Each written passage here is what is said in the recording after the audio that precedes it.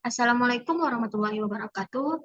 Pertama-tama saya ucapkan terima kasih kepada dosen pengampu mata kuliah Etika Profesi Teknologi Informasi dan Komunikasi, yaitu Ibu Pani Agustiara Yuningsi, Eskom Mkom, yang telah memberikan kami kesempatan untuk mempresentasikan proyek akhir sebagai nilai UAS di semester 6 ini.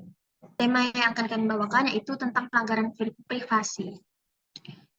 Judul yang kami angkat yaitu tentang kasus pelanggaran privasi terkait kebocoran data sensitif pada EMONI dan kebocoran data KPU serta upaya penanggulangannya untuk penguatan keamanan.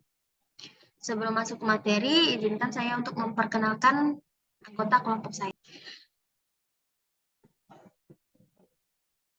Di sini ada teman saya, yaitu Sarah Septiani, dengan NIM 1121-0094, Ripski Pratama Zurmaulidiansyah 1121-0215, Julius Christophorus Pito 1121-0252, dan saya sendiri, Reni, dengan NIM 1121-0238. Di bagian pendahuluan, di sini ada latar belakang, yaitu kebocoran data sensitif pada EMONI dan KPU di Indonesia. Kedua, peningkatan risiko kebocoran data seiring perkembangan teknologi. Yang ketiga, dampak serius pada individu dan institusi. Pendahuluan ini akan memberikan gambaran tentang latar belakang dan rumusan masalah yang akan kami bahas. Kebocoran data sensitif di Indonesia, khususnya terkait EMONI dan KPU, menjadi masalah serius dengan perkembangan teknologi yang pesat. Kebocoran ini menimbulkan dampak signifikan pada individu maupun institusi, baik dari segi finansial maupun reputasi. Dalam konteks ini, penting untuk mengidentifikasi faktor-faktor penyebab dampak negatif dan upaya penanggulangan kebocoran data, serta meningkatkan kesadaran keamanan data di masyarakat. Beberapa pertanyaan penting yang akan kita coba jawab adalah apa yang menyebabkan kebocoran data, apa dampak negatifnya, dan bagaimana kita bisa melindungi data dengan lebih baik. Maksud dan tujuan. Pertama, mengangkat isu pelanggaran privasi dan kebocoran data. Kedua, menganalisis penyebab kebocoran data sensitif. Tiga, menyoroti masalah pelanggaran privasi. Keempat, mengidentifikasi dampak negatif kebocoran data. Kelima, mendorong kerjasama dan peningkatan keamanan data. Keenam, menganalisis motif dan faktor pendorong kebocoran data. Ketujuh, memberikan rekomendasi dan solusi penanggulangan. Tujuan utama dari presentasi ini adalah untuk mengangkat isu pelanggaran privasi dan kebocoran data di Indonesia, serta menganalisis penyebab dan dampaknya. Dengan memahami penyebab dan motif di balik kebocoran data, kita dapat mengidentifikasi dampak negatif yang ditimbulkan dan mencari solusi yang lebih efektif untuk mencegahnya di masa depan. Kami juga ingin menyoroti pentingnya kerjasama antar berbagai pihak untuk meningkatkan keamanan data di Indonesia. Harapannya, presentasi ini bisa memberikan rekomendasi yang berguna dan praktis untuk penanggulangan kebocoran data, serta meningkatkan kesadaran masyarakat akan pentingnya perlindungan data pribadi. Untuk materi selanjutnya akan dibahas oleh teman saya, Ripski Pratama.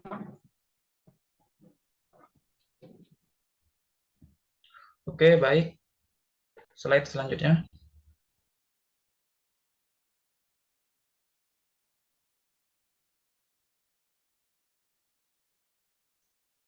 Landasan teori. Landasan secara umum. Landasan teori yang digunakan dalam pembahasan ini sangat penting untuk memberikan kerangka hukum dan konseptual tentang pelanggaran privasi. UU ITE di Indonesia melindungi data pribadi dari pengumpulan dan penggunaan yang tidak sah serta menjamin kerahasiaan komunikasi pribadi. Oke, slide selanjutnya.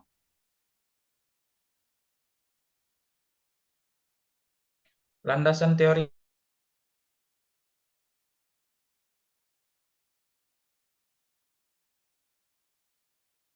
diri dari pengawasan tanpa izin. Yang kedua yaitu pelanggaran privasi. Pelanggaran privasi adalah kejahatan yang ditunjukkan terhadap informasi pribadi yang sangat rahasia. Yang ketiga yaitu data sensitif.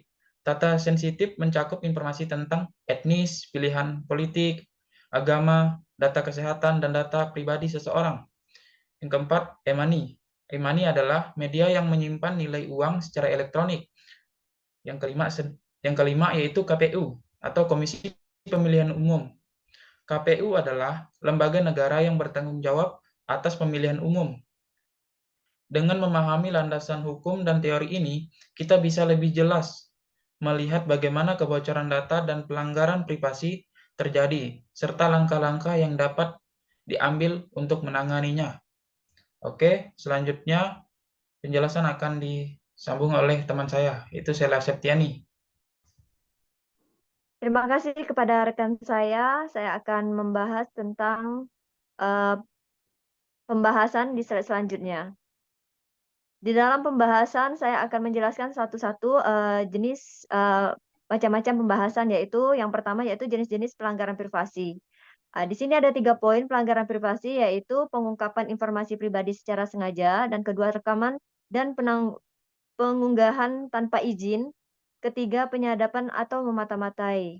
Nah, pembahasan ini akan mencakup jenis-jenis pelanggaran privasi yang sering terjadi seperti yang tadi saya sebutkan, yaitu pengungkapan informasi pribadi secara sengaja, rekaman dan pengunggahan tanpa izin, serta penyadapan atau memata-matai. Selanjutnya,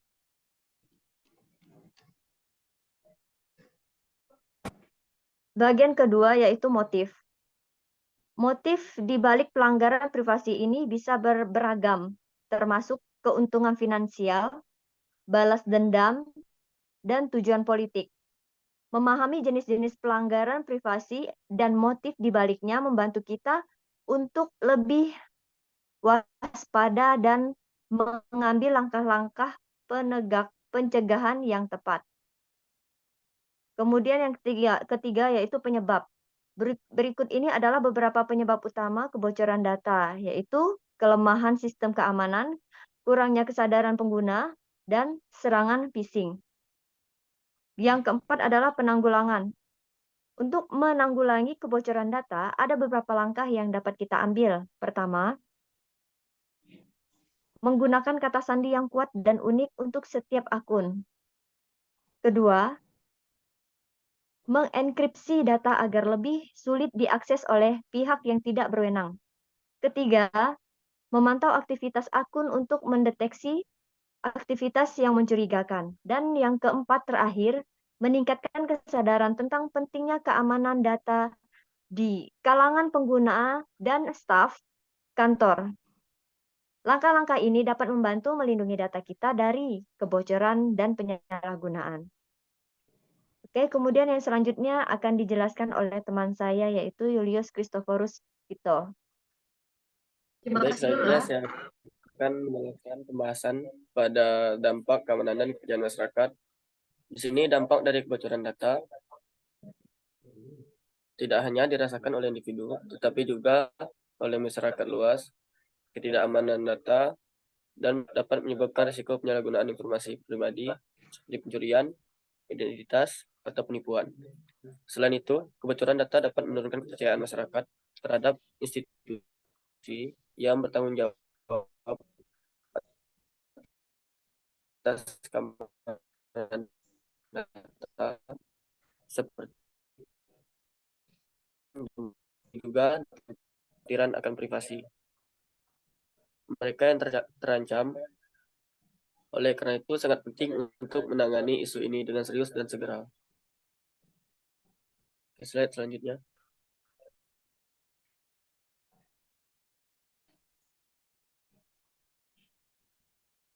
Pada kesimpulan ini dapat dilihat bahwa kebocoran data sensitif memiliki dampak negatif yang signifikan, baik secara finansial maupun terhadap kepercayaan masyarakat.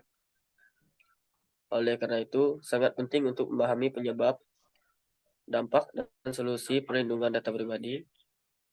Beberapa saran yang dapat kami berikan adalah, pertama, berhati-hatilah dalam membagikan informasi pribadi, baik online maupun offline. Yang kedua, perlu adanya penguatan regulasi dan penegakan hukum yang lebih ketat untuk melindungi data pribadi. Dan ketiga, kita harus terus meningkatkan kesadaran masyarakat tentang pentingnya perlindungan data pribadi dan cara-cara untuk melindungi diri dari kebocoran data. Oke, baik, selanjutnya akan saya serahkan ke Reni. Terima kasih. Sudah sampai akhir presentasi, saya ucapkan terima kasih. Kurang lebihnya mohon maaf. Assalamualaikum warahmatullahi wabarakatuh.